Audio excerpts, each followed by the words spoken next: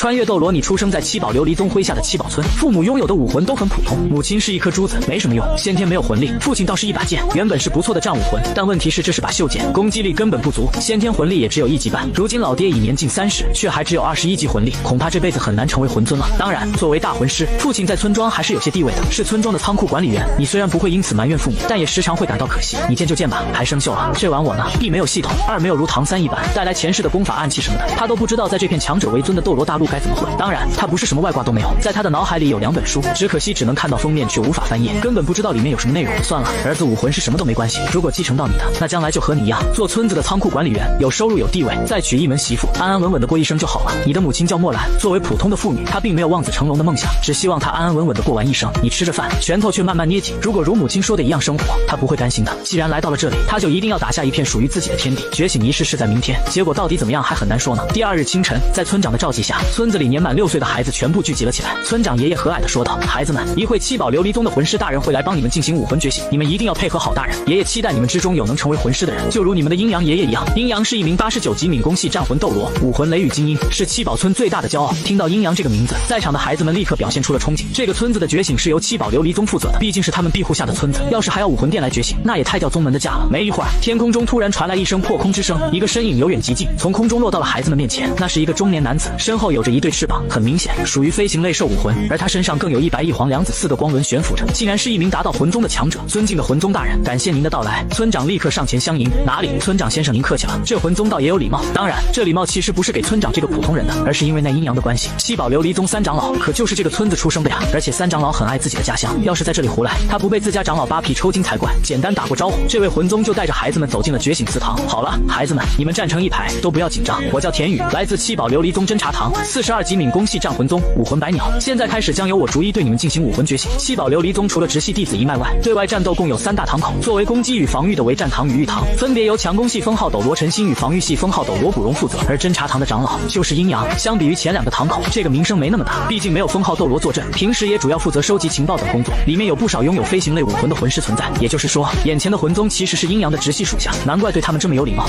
可惜不是素云涛大师帮我觉醒，若是他帮我觉醒出一个废武魂来，将来说不定还有成神的希望。你在心中叹了口气，瞎眼斗罗素云涛的大名他前世实在太熟悉了，据说只要经过他鉴定的废武魂，都有一飞冲天的能力。就在你胡思乱想之时，觉醒仪式已经开始了。田宇拿出2个东西，6颗乌黑的圆形石头和一个闪亮的蓝色水晶球，他将6颗石头摆放好，然后示意第1个孩子站在其中，不用害怕，闭上眼睛仔细感受。一边说着，田宇一边调动起了魂力，4个魂环再度浮现，白鸟附体，同时一对巨大的雪白翅膀从他背后伸出，手上的手指也变为了利爪，看起来威武不凡。这就是兽武魂附体。见到这一幕，别说是其他孩子了，就是早有心理准备的你也被吓了一跳。魂师对武魂的运用果真奇妙无比。孩子们，这就是我的武魂白鸟，如果你们之中谁觉醒了兽武魂，也能拥有和我一样的能力。来，孩子，伸出你的右手。田宇对着男孩颇具威严的命令道。男孩下意识地伸出右手，顿时6块石头上放出无数光点，将他包围了起来。一把长枪在他手上慢慢浮现，居然是枪，这可以算是不错的强攻系器武魂了。来，让我测试你有没有魂力，只要有魂力，你将来就能成为一名战魂师。田宇欣喜道，他是负责觉醒各大村庄的，知道普通人想要成为魂师是何其艰难，没想到今天一上来就碰上个有希望的。大人，我该怎么做？见田宇心情不错，男孩才大着胆子问道。用意念收回你的武魂，今后想要使用也是靠意念召唤，然后再来测试一下你的先天魂力。说完，田宇便将水晶球递到了男孩面前。男孩收回自己的武魂，将手放了上去，顿时水晶球散发出了一阵光芒，果然有魂力，而且和我一样达到了先天4级的标准，真是不错。田宇大喜，今天他可以和阴阳长老交差了。要知道此前数年，这七宝村都再没有诞生过魂师了，他没少见自家长老长吁短叹。好了，孩子，先站在一旁，你有成为魂师的希望，我之后会带你回宗门，以后要好好修炼，知道吗？田宇温柔地说道。好的。小男孩兴奋得不得了，成为魂师是村子里所有孩子的梦想。田宇抬起头继续说道。那么下一个，接下来各种各样的场景不断上演，只可惜除了第1个孩子以外，其他的都没什么好结果。武魂锄头勉强也能当武器吧，可惜没有魂力。武魂水缸没有魂力。武魂鸡倒是兽武魂，可惜还是没有魂力。鸡似乎也的确没什么用。武魂蓝银草这个彻底废了，没有攻击力，没有防御力，没有辅助能力，废武魂的标准形态。连续觉醒了好几个，田宇重重地叹了口气，果然奇迹不会常常发生的。不过还好，今年总算有个长枪武魂的，也不算白跑一趟。人数逐渐减少，无法成为魂师的一个个低着头，说不出的失落。倒是第1个男孩，此时是一副趾高气昂的表情，在他心里，这些人与自己已经是不同世界的人了，自己可是天之骄子，未来的魂师大人啊！呼，总算到最后一个孩子，来，连续觉醒了多人。田宇看起来有些累，稍微喘了口气后，将排在最后的你叫了过来。你紧张地站到阵法中间，随着田宇调动魂力，你的身体不由自主地漂浮了起来。6块觉醒石散发出远超之前的光芒，这孩子，莫非如此大的觉醒景象？田宇总感觉他这次可能会有意外收获。此时闭上眼睛的你，只感觉自己置身在一个温暖的世界，如同小时候爸爸妈妈妈的怀抱里一般，气息贯通她的五脏六腑，四肢百骸，说不出的舒服。同时左右双手各有一阵强烈的力量，似乎要破碎身体的枷锁而出。你立刻将左手握紧，只伸出了右手。看过原著的他当然知道，这种情况恐怕是双生武魂觉醒的现象。作为穿越者，自然知道财不露白的道理，于是立刻将左手上的东西用意念收回，隐藏了起来。而右手上一把幽蓝的长剑浮现，剑刃上还刻着许多古江国文字，这是魔剑。你心神大动，这可不就是他穿越前正在玩的游戏《仙剑》系列中慕容紫英与景天的配剑吗？他当年也打到过最后一关，为了完美结局挑战重楼，魔剑也因此开发到了极限。没想到这魔剑却是跟了过来，那他左手上的东西，他也大致能猜测到是什么，恐怕比起魔剑只强不弱。好剑！田雨忽然忍不住大呼起来，这把剑的造型如此华丽，光是用看的就能感觉到不凡。孩子，你这剑有名字吗？有，叫镇魔剑。你本想说魔剑来着，但是想到斗罗大陆的人对于邪魂师是非常厌恶的，魔剑一听就不是什么好名字，要是被人当邪魂师给砍了，那不太冤枉了。加个镇字就完全不一样了，镇魔有降妖伏魔之意，一听就是正道神兵。镇魔，好名字。来测试魂力。田雨有些迫不及待地将水晶球递了过来，你将剑收回后放上了自己的右手，刹那间水晶球展现了耀眼无比的光芒，比起第一个孩子起码强了数倍。这水晶球只要出现一点感应，就证明有魂力的存在，而如此耀眼夺目的光芒，莫非不一定是？田雨激动无比，孩子，你竟然是先天满魂力！先天满魂力是什么？你明知故问道。武魂的强弱除了和形态有关，先天魂力的强弱也是非常重要的。先天魂力越高，后天修炼速度就越快，而先天满魂力就是先天所能达到的最高魂力10级。孩子，先天满魂力加上顶级的器武魂，你可是个百年难得一见的天才。要是阴阳长老见到你，肯定会很高兴的。田雨亲切地摸着你的头，这次不是因为别人，而是因为你自己。田雨虽说已经达到了40级以上，但以你先天满魂力的修炼速度，只怕用不了几年就会超过他，和未来的顶尖强者打好关系，绝对是不会错的。武魂觉醒完毕，田雨带着孩子们走出觉醒祠堂，孩子们的家长以及那位老村长早已在此等候多时了。一见大门打开，就着急地找上了个家孩子，问东问西的，无非就是武魂是什么，有没有希望成为魂师之类的。只有村长找上了田雨，直接问道：大人，今年我们村庄……田雨伸出一只手打断道：不用问了，老村长，我告诉你一个天大的好消息，今年七宝村居然有2人拥有魂力，其中一个人更是上等剑武魂，加上先天满魂力，你们今年发达了。先天满魂力，老村长见多识广，自然知道先天满魂力是什么意思，一时间竟激动的语无伦次。即便是他们七宝村最大的骄傲阴阳，当年武魂变异成雷雨精英，也不过就是先天8级魂力。此后70年，即便村子里时不时的也能诞生拥有魂力的人，但基本就没超过4级的。现在突然出现一个满魂力，这让他这老家伙怎么接受的？哈哈，老村长，你啊，就好好的庆祝吧，我要先去回报宗门了。那个孩子一定会得到宗门最大力的培养。田雨没有多说什么，直接张开翅膀，朝着七宝山上飞去。如此大事，必须立刻让宗主知晓。与此同时，七宝琉璃宗的宗门内也在进行直系弟子的武魂觉醒。宗主宁风致、剑斗罗陈星、五斗罗古荣3位七宝琉璃宗的顶梁柱正站在高台之上观看，台下负责主持的就是长老阴阳、宁涛。武魂七宝琉璃塔，先天魂力5级；宁海，武魂七宝琉璃塔，先天魂力5级；宁缺，武魂七宝琉璃塔，先天魂力6级。这些直系弟子的武魂自然都是七宝琉璃塔，只是先天等级各有不同。辅助系武魂比战武魂更难修炼，先天等级一般也不会太高。宁风致觉醒的时候是先天8级，被誉为七宝琉璃宗少见的天才。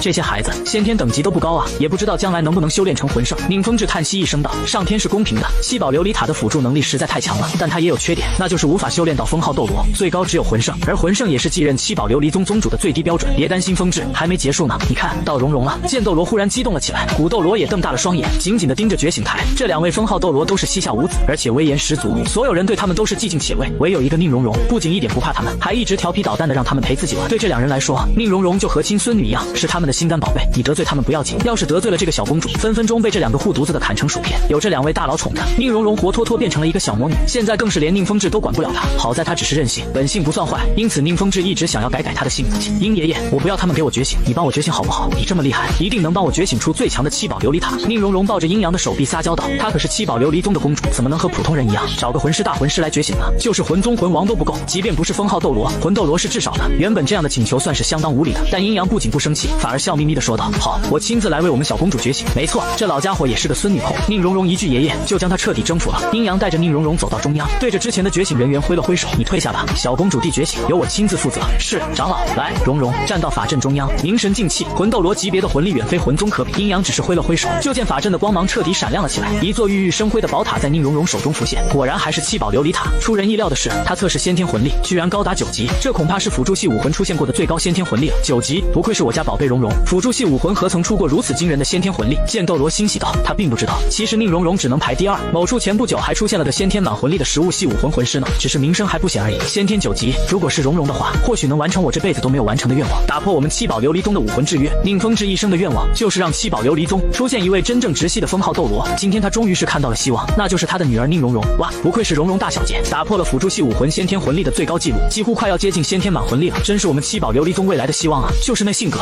性格怎么了？大大小姐还小呢，以后一定会慢慢懂事的。因为宁荣荣的觉醒，让整个七宝琉璃宗都沸腾了起来。宁荣荣更是如同一只天鹅，骄傲地扬起了自己的脖子。鹰爷爷，我很厉害，对不对？那是当然的，你是我见过天赋最高的辅助系魂师，将来大陆第一肯定非我们小公主莫属。阴阳摸着宁荣荣脑袋表扬道：“鹰叔，你也别太娇惯她了，这样下去，我看她都要骄傲过头了。”宁风致走了过来，说道。古斗罗顿时不满了：“什么话？我们荣荣这么出色，老鹰表扬她一句怎么了？”剑斗罗点点头：“老骨头，对于你这次说的话，我没有办法同意更多了。”宁风致彻底无奈了，一直都是这样。他说宁荣荣一句，这两个老头就要顶他10句。他这父亲对荣荣的威慑程度无限接近于零。不过身为宗主，有些话是必须要说的。荣荣，天赋不等于实力，不要以为先天魂力高就一定强，相反，越是如此，你以后就更要努力，不要辜负了你这份天赋。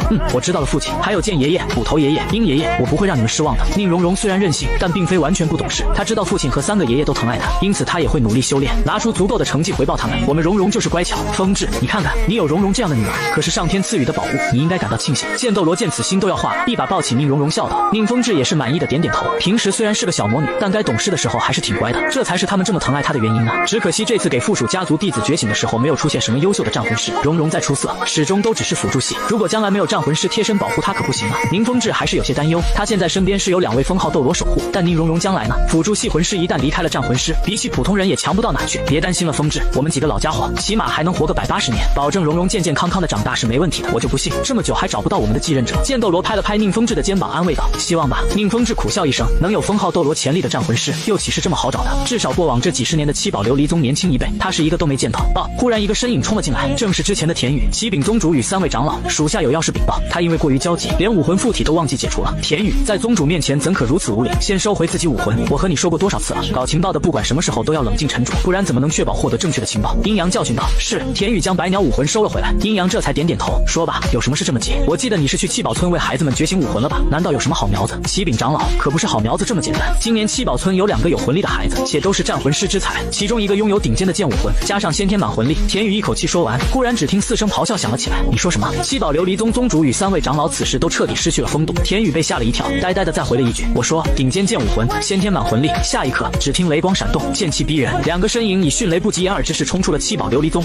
英叔前一刻还在叫人冷静呢，现在自己却疯了。还有剑叔也变得这么着急。宁风致无奈道。古斗罗哈哈一笑，没办法呀，七宝村是老鹰的家乡，那里除了如此天才，他能不激动吗？至于老剑人，听到顶尖剑武魂，自然也无法无动于衷了。既然英叔与剑叔已经去了，那我们就在这等着吧，一会儿就看看这位绝世天才。宁风致心里其实也一样激动，之前还在叹息没有封号斗罗之才的战魂师，这不就立刻来了一个吗？要是每次一叹息就来一个，宁风致表示能叹到自己得忧郁症为止。此时你已经回到了家里，告诉父母自己觉醒的情况后，父母激动的差点一口气没缓过来。君天海大笑着抱起自己儿子，剑武魂那一定是传承了他的，但是变异了，而且是良性变异，只不过变异的过了头，成为了拥有先天满魂力的顶级武魂。儿子，我的好儿子。说着说着，君天海流下了泪水。望子成龙是每个父亲的愿望，他的儿子是绝世天才，那比他自己是天才还要让人高兴。好了，今天要好好庆祝一下。天灵刚觉醒完，一定很累了。莫兰从自己丈夫那边把儿子抢了回来，在你小脸上亲了一口。宝贝，娘亲给你去做好吃的，今晚我们一家人好好庆祝下。你先回自己房间去休息吧。好的，你乖巧的跑回自己房间。他也的确需要一点独处的时间，目的自然是为了确认自己的另一个武魂。你伸出左手，出来吧，我的另一个武魂。话音落下，你手中光芒绽放，另一个武魂从手掌中出现，那是一颗珠子，很明显是继承了母方，只不过加入了仙剑世界的要素变异而来。圣灵珠，女娲族祖传宝物，历代圣魂归一之所，蕴含无穷法力与生命力，是仙剑系列中最重要最强的灵珠。这应该是偏向辅助的武魂，当然也不是没有战斗力，因为圣灵珠可以召唤武神，发挥出毁天灭地的强大攻击。如果说魔剑是超级武魂，那圣灵珠就是神级武魂，只不过和六翼天使这种神级武魂不同，六翼天使是神赐武魂，先天20级中后10级是神明送的，圣灵珠不是斗罗大陆本土神明出产的武魂，没有神赐属性，因此也只能达到先天最大的10级，但是论成长潜力，它绝对比六翼天使更强大。你仔细研究了自己这2个武魂，发现他们远比自己想象的更恐怖。它虽然没有系统或是随身老爷爷之类的东西，但这金手指挂可一点都不小。首先是魔剑，完全继承了仙剑3中的强大能力，它自带一个先天魂技残影剑，可化万剑进行攻击，等级越高，剑的数量越多，攻击力越高，而且这把剑可以吸收不同属性，来获得各种不同的魔剑技。对于仙剑3丸的炉火纯青的你来说，什么样的属性拥有什么样的技能早已背得滚瓜烂熟。放在这个斗罗大陆，就是吸收对应属性的魂环，便可逐步加强魔剑的力量。另外，随着武魂觉醒，他脑海中的书籍终于可以翻页了。蜀山宝录内含蜀山仙剑诀，还有幻身与轻功步伐的诀窍，先风云体术及最先望月步，而圣灵珠更是不凡，先天魂技圣息结界。此结界不仅可用于战斗，还可用于修炼。用于战斗时，结界内所有友方成员魂力回复速度加快，对敌方的魂力则有压制作用。用于修炼时，则是令修炼速度加快，简直如同作弊器一般。而这武魂同样自带功法，就是另一本书娲皇冥想法。很明显，蜀山仙剑诀等是战斗用的武技，而这冥想法则是修炼用的功法，双方相辅相成。不仅如此，这2份公诀明显都没彻底显现。现在你脑海中的只是一部分，或许得等他等级更高的时候，其余的内容才会出现。你大喜，这下他的外挂开的比唐三更大了。要知道冥想法也是分等级的，普通平民从初级学院得到的冥想法，能和那些大宗族经过数代封号斗罗千锤百炼，最终修改而成的冥想法相提并论吗？比如蓝电霸王龙家族的冥想法，就是最强的兽武魂冥想法之一，修炼出来的魂力不仅浑厚，而且霸道绝伦。再比如唐三的玄天功，道家上乘心法，虽不如蓝电霸王龙家族的霸道，但胜在生生不息，魂力恢复速度极快，配合蓝银皇春风吹又生的特点，简直相得益彰。你有自信自己这蛙皇冥想法必然比这些来的更加高级，他迫不及待的想要试试，可发现他居然根本看不懂，毕竟前世只是普通人，上面的字虽然都认识，但是如何按照上面写的运转魂力于奇经八脉，滋养肉身，会于丹田，他完全不会啊。奇经八脉在哪？五脏六腑又分别在哪个位置？还有各种穴道的分布，简直两眼一摸黑。你算是发现自己如今缺的是什么了？正是一位好老师来教导他如何修炼，哪怕是蜀山剑法，也是需要在剑道上有一定火候才能开始修习的。现在的你即便拿着魔剑，也只是用剑砍砍人，使不出任何精妙的剑术，找谁呢？大师，你脑海中闪过一个人影，随之又甩了出去。算了吧，大师虽然是理论高手，但是根本不适合自己，况且他的理论自己也有很多不认同的地方，其中最出名的一条，只有废物的魂师，没有废物的武魂，恰恰就是自己最不认同的。任何事情都是看天分的，魂师一路更是如此。他玉小刚自己不就是最好的证明吗？如果按照他说的，为什么他自己一生都被困于大魂师，而不是早早的成就了封号斗罗？还有这句话等于在骂自己父亲，自己父亲为什么要争取仓库管理员的工作，就是为了修炼。斗罗大陆作为玄幻世界，危险遍地，因此每个村子都有储藏兵器的地方，危险时刻也好让村民自保，而父亲看守的就是兵器储藏室。他的武魂世界在这样的地方更有利于魂力的增长，但即使如此，他这辈子也很难突破30级。如此努力的父亲，就因为大师这一句话，却要背上废物的名头，你绝对无法认同。小天，快出来，有2位魂师大人来找你了。就在这时，外面响起了父亲的呼喊声，不知为何，似乎有些战战兢兢的。你走出房间，看到外面2人，才知道父亲紧张的原因。其中一人他见过几次，正是魂斗罗阴阳前辈。他成就魂斗罗之后，并没有忘记家乡，时不时的就会回来看看，带点金魂币或是食物分给村民，帮助村子建设。这种大人物来找自己，父亲能不紧张吗？而另外一人，外貌看似中年，有些英俊，却是满头白发。他走在阴阳的前方，显然地位要比阴阳更高，因为觉醒了剑武魂。你能感觉到前方的人与其说是人，更像是一柄剑，一柄足以斩断世间万物的神剑。如此实力地位，此人的身份已不言而喻。剑斗罗陈星，你顿时双目放光，就是他，最适合自己的老师来了。你就是天灵，那个觉醒剑类武魂，先天满魂力的小孩。陈星的双目似乎能放射出剑气一般，看得你浑身有些刺痛。你拱手道：是的，小子天灵，见过殷前辈，剑斗罗冕下，你居然认得出我？陈星微微诧异道：只是猜测，您走在阴阳前辈的前面，证明实力地位至少是不低于他的。而且因为我觉醒了剑武魂的缘故，能感受到冕下身上的锋锐剑意，这么多因素，若还猜不到您的身份，小子就是笨蛋一枚了。你不卑不亢地回答道：想要让人收徒，至少要先表现出自己的出色之处。此刻陈星的确被勾起了兴趣，哈哈，有趣，仅6岁，不止天资卓越，还如此聪慧，不错，可愿跟我回七宝琉璃宗？陈星虽然没有直接表达收徒的意愿，但他的确已经喜欢上了这个孩子。你也不矫情，直接回道：自是愿意。七宝琉璃宗庇护我村多年，凡我村之人均心怀感激，我愿加入七宝琉璃宗，报答大恩。哈哈，好啊，小天，我是你阴阳爷爷，想必你也认识我，以后在宗门内有什么需要就来找我即可。阴阳看着你和蔼道：继他之后，家乡终于又出一个天才，而且是足以超越他，问鼎封号斗罗之位的绝顶天才，他必然要好好培养。谢谢您阴阳爷爷，你感激道：好了，老鹰，我们明天一早再来接他吧，今晚让他和自己父母好好告别，这是为人子应该做的。接下来有好长一段时间，他都需要潜心修炼了，见面机会不多。陈星倒是善解人意，你对他立时好感大增。小天，你真的要去七宝琉璃宗吗？其实我觉得就留在村子里当个仓库管理员，然后娶个媳妇也很好的，收入稳定而且安全。天灵的妈妈抱着自己孩子一脸的不舍，听见斗罗刚刚讲来，你离开之后和他们夫妻见面的机会将会大大减少，这让他这个视儿如命的母亲如何接受的？哎呀，你个妇道人家懂什么？天灵虽然离开，但他会得到七宝琉璃宗全力的培育，他将来一定会成为和阴阳大人一样伟大的魂斗罗，甚至封号斗罗。君天海虽然也很不舍，但他知道允许你离去才是对你最好的选择。结婚以来，他也是把这老婆宠坏了，事事依着他，但为了儿子的未来，他今天必须拿出一家之主的威严。儿子去七宝琉璃宗这件事，我同意了，事情就这么决定，不允许反驳。见此，你赶紧道：是啊，娘亲，去七宝琉璃宗是我自己的决定。娘亲，我的梦想就是成为一名伟大的魂师，你会支持我的，对吗？你希冀地看着自己母亲，家人的支持对他而言无比重要。看着孩子渴望的目光，莫兰最终叹了口气，败下阵来。他是君天海的克星，你又何尝不是他的克星？哎，算了，既然你这么想去，妈妈同意就是，但是你一定要保重身体。我听说魂师还要去猎杀叫魂兽的东西，非常危险。你父亲就曾经受了很重的伤回来，你一定要加倍注意。要是你出了什么事，妈妈肯定是活不下去的。妈，你放心，我成为魂师的目的就是保护自己重要的人，在那之前，当然要先保护好自己，所以我绝对不会有事的。你信誓旦旦地承诺道。看着自家懂事乖巧的儿子，夫妻俩倍感欣慰。父母不能成为孩子梦想的拦路石，他们终于达成了共识，同意你前往七宝琉璃宗学习。晚上，你回到房间，又呼唤出了魔剑。龙葵，你在吗？蓝葵、红葵，哪个都可以。在的话应一声啊。他在试着呼唤出魔剑的剑灵，可惜一无所获。看来这把化作自己武魂的魔剑，并没有龙葵寄宿着，力量虽然没有衰落，但缺少了他前世最喜欢的萌妹子。天灵大感失望。慢慢的，你怀着对未来的憧憬入睡了。第2日清晨，天刚蒙蒙亮，你便收拾好了一切，在家门口等着剑斗罗的到来。来。很快，一把飞剑从天边急速而来，停在了你面前。剑斗罗从剑上跳下，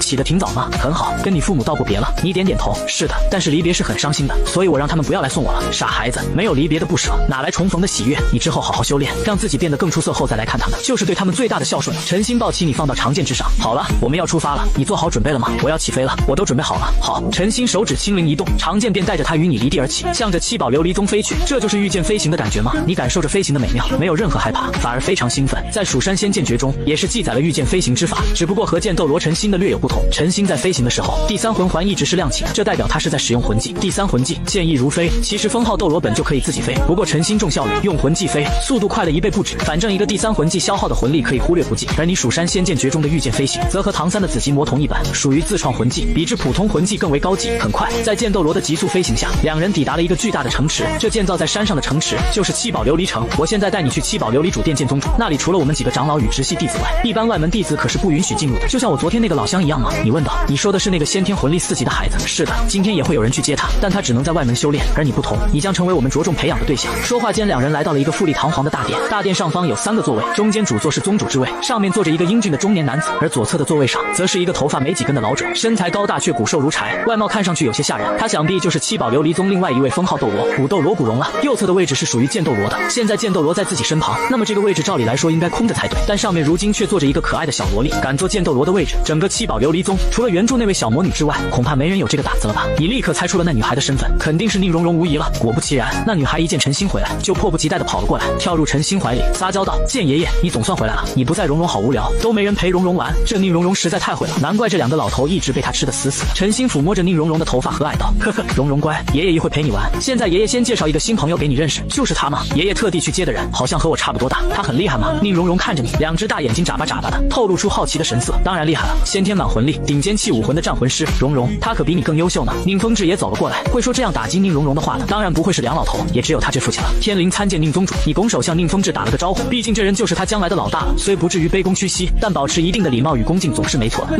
孩子不必这么见外，我们以后就是一家人了。愿意的话，你可以叫我一声宁叔叔。宁风致和蔼的笑道：“好的，宁叔叔，你一点不矫情，毕竟称呼也是拉近关系的手段之一嘛。”宁风致此人绝对是七宝琉璃宗最合格的宗主，对自己人威严与仁慈并重，对外人则永远是那副如沐春风的样子。因此，自他继任宗主之后，七宝琉璃宗在魂师界的名声是极好的。或许宁风致的笑容中7分真3分假，有些伪君子的嫌疑。不过，一个人若只能伪君子一时，那么一旦暴露，自然会被万人唾弃；而若能伪君子一辈子，那他和圣人也没什么区别了。七宝琉璃宗正是在宁风致的带领下，才走到了如今天下第2宗门的位置。那我以后就叫你小天吧。来，小天，到大殿上来，让我们看看你的武魂。宁风致最关心的自然是你的天赋到底如何，毕竟只是外门弟子的传信，他只相信眼见为实。是，你走上前，伸出了自己的右手，用意念呼唤出了魔剑。刹那间，大殿内剑意凝聚，似有无数剑影浮现在四面八方，顷刻间就能将敌人万箭穿心。好可怕的武魂，一个魂环都没有，竟有如此剑意。陈心惊讶道：“以他的造诣，当然可以看得出来，这些剑意不是来自于你，而是那柄剑本身。”剑爷爷，我怕。宁荣荣小嘴一憋，似乎要哭出来了，头深深地埋在陈心怀里，不敢露面，被如此巨大的剑意锁定，就好像这剑就在他脖子上一样。一个小女孩能不怕吗？荣荣不怕，有爷爷在呢。陈心挥了挥手，更强的7杀剑意扩散，瞬间就将天灵的魔剑剑意打散了。不愧是剑斗罗，在剑的造诣上，整个大陆无出其右。你定了定神，开口道：“宁叔叔，2位免下，这就是我的武魂镇魔剑。刚刚的剑意是我武魂自带的先天魂技残影剑，一剑化万剑，杀尽敌手。先天魂技果然不凡，老剑人，这和你的第6魂技万剑归宗似乎有异曲同工之妙啊。”古斗罗古荣感叹道。陈心点了点头，没错，而且比我的万剑归宗还要强大，因为这先天魂技是可以随着天灵的等级提升而成长的，或许将来能匹敌一些封号斗罗的第9魂技也说不定。剑叔，我看这孩子和你倒是挺有缘的，不如你就收他为徒如何？你不是还没传人吗？宁风致突然建议道。你闻言心下感激，这可是他来七宝琉璃宗的主要目的。陈心考虑了下，我可以允许他先叫我老师，之后他的修炼我也会负责指导。他并没有直接答应，老师和师傅完全是2回事。学院里到处都是老师，但师傅只能有一个。陈心选人是非常严格的，除了天赋、毅力、心性、人品都在他考察范围内。不过你也算得到了一个机会。陈心没有直接拒绝，而是相当于给了你一个考察期，让他满意了，他才会正式收徒。多谢老师，弟子必然潜心修炼，争取早日得到老师认可。你走到陈心面前躬身道。见此，陈心更加满意了几分，自己的潜台词被他完全猜透。如此天赋又如此聪慧，只怕过不了多久，他就真的会多一个嫡传弟子。你叫天灵是吧？我叫荣荣，是七宝琉璃宗的大小姐。既然你加入了宗门，那以后你就要听我的话，当我小弟。宁荣荣从陈心怀里跳了出来，脸上还挂着泪痕，显然对你刚刚下他非常不满。我可以保护你，但我不会做小弟的。你立刻出言拒绝。对这小魔女，她可不想惯着。剑爷爷，你看她。宁荣荣二话不说，立刻告状。好了，荣荣，天灵答应保护你就足够了，你要和她成为要好的朋友，切不可以以势压人。宁风致当即教训道。作为辅助系魂师，最需要的就是找到能将后辈交交托出去的战友。以你的天赋，他希望你能成为宁荣荣需要的那个人，正如他自己，可从不会在剑斗罗古斗罗面前摆什么宗主架子。在他心中，2位斗罗就是他宁风致的战友、家人。荣荣，听你爸爸的，天灵的武魂是不允许他向任何人低头的。陈星是剑者，一个拥有剑心的剑者，不可向任何人事物低头，一往无前，才能抵达剑道绝巅。你们都不帮我，荣荣讨厌你们。可惜现在的宁荣荣太小，还不能理解父亲与爷爷的良苦用心，任性的毛病犯了，也不打个招呼，就自顾自地跑了出去。哎，这孩子，宁风致叹了口气，看向你道：“真是抱歉，天灵啊，我这女儿被我宠坏了，你先去休息吧。明天一早，剑叔会带你去猎魂森林，获取你的第一魂环，没关系的。宁叔叔，那我先告退了。”你说完便退出了大殿。一个弟子早已在此等候多时，他是宁风致安排的，负责带你去以后一直生活的房间。七宝琉璃宗的财大气粗的确难以想象，他一个新入门的弟子，居然也有独立房间，而且又豪华又宽敞，每天住在这种地方，简直奢侈到该天打雷劈啊！当然，这也就是你，毕竟以你的天赋，可是七宝琉璃宗的预备封号斗罗，其他弟子可没这待遇。你并没有急着休息，而是来到了书桌前，拿出纸和笔，开始考虑自己的魂环配置。没人比他更了解魔剑，因此魂环如何选择，必须由他自己考虑。魔剑的成长方式和其他的剑有些不同，需要吸收的魂环不是锋锐、坚硬等方面的，而是各大属性，水火风雷土这5大属性，经过不同的融合，就能诞生不同的魂技，排列组合高达几十种。你要从这几十种中挑选出最强最实用的9个作为自己的魂技。你一直写画画，一直到了中午，连午饭也忘记出去吃，直到宁风致和剑斗罗推开大门进来，他才停了下来。小天，你在做什么呀？宁风致询问道。他可以看到你纸上写的东西，什么火加雷等于剑气燃雷，土加火等于地火幻月等等，他表示完全看不懂。宁叔叔，这是我武魂的发展方向，我的武魂要变强，就需要附加各种属性的魂环。为了这个，我正在做不同的排列对比，想要为未来的每一个魂环都做好考虑。对于这点，你也无需隐瞒，靠着属性来变强的剑吗？我倒是很好奇，它会成长成什么样？陈星的兴趣又被勾起了3分，同时他对你也越发满意，不浪费1分1秒，时刻都在为了变强考虑。但你也不能不吃饭，对于现在的你来说，营养是非常重要的。下不为例，是你对于陈星的唠叨一点不觉得烦，关心才会多叮嘱。要是他不把自己放在心上，谁管你吃不吃饭？不过老师，其实我1-2顿不吃也没关系的，因为我还有另外一个武魂，随时在为我提供能量。说着，你放出了左手的圣灵珠。上午有宁荣荣在，让小孩子保守秘密，那不现实，因此你之前隐藏了起来。他始终认为双生武魂的秘密越少人知道越好。趁着此时只有宁风致与陈星2人，他不打算再隐瞒了。双生武魂，宁风致眼睛都快瞪出来了。随即他想到什么，剑书剑斗罗大手一挥，所有门窗立刻全部关了起来。同时他还放出了7杀剑，7杀领域开，这是剑斗罗的领域，在领域内就是他的天下，哪怕是光芒、声音这种无形无质的东西，也会被他的剑气斩裂，这样就避免了隔墙有耳或是什么窥探型魂技。七宝琉璃宗作为天下第2大宗，宗门内一个奸细都没有是不可能的。双生武魂事关重大，绝对不能泄露。宁叔叔，老师，这是我的第2武魂圣灵珠，可辅助亦可强攻，自带先天魂技圣息结界，在结界内，所有友军可以不断回复魂力，而且平时修炼时使用，还可加快修炼效率。你介绍到，又是先天魂技，而且这先天魂技简直就是领域的雏形。一般的顶级武魂都是在70级获得武魂真身，或是90级突破封号斗罗的时候，才有一丝获得领域的机会。但这珠子居然能觉醒就自带领域，难道是传说中的神级武魂？宁风致讶异不已。都说大师是理论第一人，但你看来，宁风致毫不逊色，甚至有过之。毕竟七宝琉璃宗历代宗主为了净化七宝琉璃塔，只怕是把理论这块都吃透了。不会错的，风致，这就是神级武魂。我的父亲曾和武魂殿的神级武魂6翼天使交过手，按他所说，神级武魂对顶级武魂有压制力。我感应到了，我的7杀剑见到这颗珠子的时候